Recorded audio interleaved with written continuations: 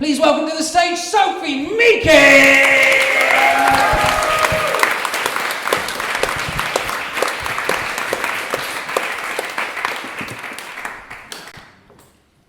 So I'm Sophie, and normally I study language and the brain, but today I'm actually kind of taking a break from that, and I'm going to tell you a story about me and a gorilla. This gorilla, in fact. This title slide is fully in accordance with UCL corporate identity guidelines. It's made with a very high design thing. But so basically, I'm going to talk about this gorilla. And the story begins with me. And when I was a child, my parents sent me to sign language summer school. The reason they did this is because I'm profoundly deaf, and I think they thought, it was time for me to learn the song of my people. That sounds like a joke, but the only thing that I have retained from sign language summer school is an ability to sign the word to the first couple of lines of I Believe I Can Fly. So I am now shit at karaoke in 2 languages. But so that's why when I found out about this gorilla, I felt a bit ashamed of myself, to be frank, because this gorilla is called Coco, and she's quite well known for having learned sign language. And she legitimately had better sign language skills than I do. I constructed a handy table with Coco in this corner and myself in that corner. So Coco had an amazing vocabulary. She, according to her trainer anyway, there's not an awful lot of independent evidence, but we'll get onto that later. According to her trainer, Coco can sign over 1,000 words it's a variation of American Sign Language called Gorilla Sign Language, because apparently some things are difficult for gorillas because they don't have the right number of fingers or something. Not only that though, she's also really good at understanding human. So her trainer says that she can understand 2,000 spoken words of English.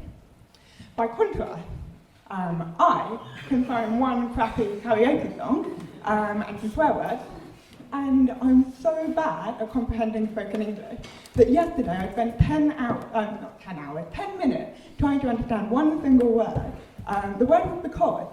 I managed to completely fail to understand that the word was because. I kept guessing, I kept lip reading it wrong, and every word was successively more unlikely to be being used in a sentence. I was like, pickle? No, because. Beetroot? No, because. Meat sock? So, I'm kind of losing out here a little bit. Coco's language abilities are really quite impressive if you believe her trainer. So she's supposed to be able to do all of these kind of things. So a lot of the words that she knows are words for abstract concepts like love. And also she's supposed to be able to intelligently respond to questions that are put to her, and talk about things that aren't happening here and now. So she can talk about her plans for the future, she can talk about things that aren't physically present. She's not just responding to things that are in front of her. And all of those are things that, as a language scientist, those are things that very few other animal communication systems actually demonstrate really well. The problem is that there's not an awful lot of evidence that doesn't come from Coco's trainer, and there's not a lot of independent evidence of her communicating. So Coco's trainer tends to just go to the press and go, hey, my gorilla did a cool thing today, which is great, but it's not it's a bit difficult to judge whether she's actually doing those things or meeting those criteria for animal communication if you can't see what she's done. Luckily, there's a transcript available on the internet if you want to go and look it up, of Coco's live web chat, first interspecies communication web chat on AOL, back when AOL was a thing. It's usually entertaining. Back in the days when people had usernames like Rebel1999 with every alternate letter capitalised. It's great. So this is available, and I thought we'd just take a look at it. So here's an example. This is a question from someone called Rue Lucky. And Rue Lucky wants to know whether Coco likes to chat with people. And Coco says, fine, nipple. her trainer says, oh, well, she meets people, and, nipples sound like people, she's signing people. So the way that it works, I should say, by the way, is there's a moderator of the web chat, like passing people's questions on. Coco's trainer signs them to her, and Coco signs back, and someone's transcribing what Coco signed. So these are the words that she said. And her trainer said, oh, well, she means people.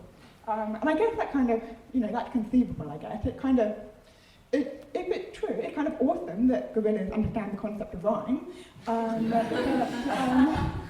It's one of the things where it's a little bit tricky, because with animal communication research, right, quite often the researcher builds up a really intense relationship with the animal, and they want to believe that the animal is talking to them. So it's really easy to kind of over-interpret everything they say. Let's take a look at this one.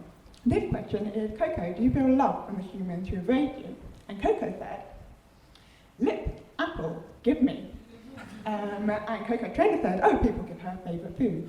I think this is kind of over-interpreting a little bit, because, honestly, if someone came up to me and said, apple, give me, I'd give them an apple. I'd interpret it in that way. And for a gorilla with a vocabulary of 1,000 words, based on this web chat, it's amazing how many of those 1,000 words seem to be either requests for food or there's a theme that you might have noticed. If we look at her next thing, she says, love, brow, drink, nipple. Coco loved that nipple drink. I'm sure she's not, she's got a totally healthy relationship with nipples, right? And this is where it gets interesting, though, because Coco is one of the few non-human primates, in fact probably the only one, to have been involved in a sexual harassment case. Two of the interns at the Gorilla Foundation said that they were asked to expose their breasts to Coco because they went into her enclosure to meet the gorilla. Coco signed nipple, and her trainer said, oh, well, she's used to seeing my nipples. I think you need some new nipples, Coco. Why don't I turn around and Kendra can flash you? Yeah. The case was settled out of court. So Coco has not been convicted of sexual harassment. But at the same time, it's kind of a bit like, it's a little bit strange, right? But, I've got a lot of respect for her. So sure, she's got a bit of a nipple obsession. Who hasn't? She can sign nipple. I don't know the sign language for nipple. I just have to point at them.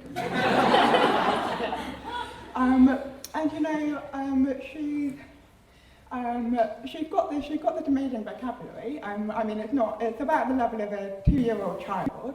But that's more than I can do.